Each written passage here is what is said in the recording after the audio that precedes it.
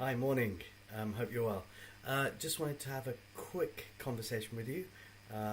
Right, I was at a project last week delivering some visualization output for a customer. And one of the key questions that always keeps coming up when we are doing visualization projects is real-time analytics. So what does that mean for a customer and for the specific use cases? Those are the types of questions. Now, real-time analytics all depends on whether you're going to be making a decision instantly. I think you've got to really think about how you're going to use the output and whether you need it right there, right then, to make some sort of decision. So there's lots of parameters around that. It can cost a lot to process and quickly get that to somebody, in terms of getting that output instantly into them. So most of our clients we work with, when we do work with them on visualization projects, it typically tends to be, sometimes they're happy to wait for the data to be updated on a half-day basis. Some people are quite happy to come in the next day and see what happened yesterday.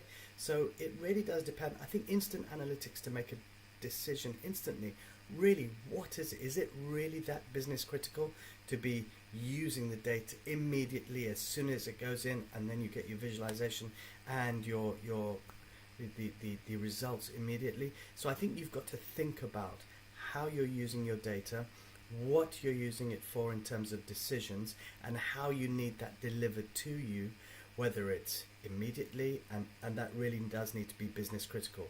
Are you making a decision right there and then? Or can that decision be delayed because you can then look at that data, process it, and then start to understand what kind of interventions you need to put in place? Or are you okay with just coming in the next day and looking at the data and saying, right, okay, I know what happened yesterday, now I can plan my day.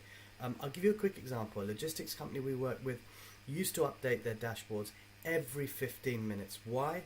Because they had a lot of deliveries coming into their mail centers and their delivery offices, so they needed to know volume, what's coming in, so they could plan the rest of their day, plan their resources, and really think about how much of that output would be done and how efficient they are in terms of processing those parcels and getting that out to the customers. So if you're not in a really highly critical mode, and it's not business critical, and it's not essential, then don't do that for your business. I think you can it's safe to say that you can probably have a time lag for that data to be processed and for the output to be available to customers. So think about that, how you're going to relay the data and what it means when you're actually going out and looking for tools, and sourcing those tools, and thinking about how much that's gonna impact the cost of a project, and also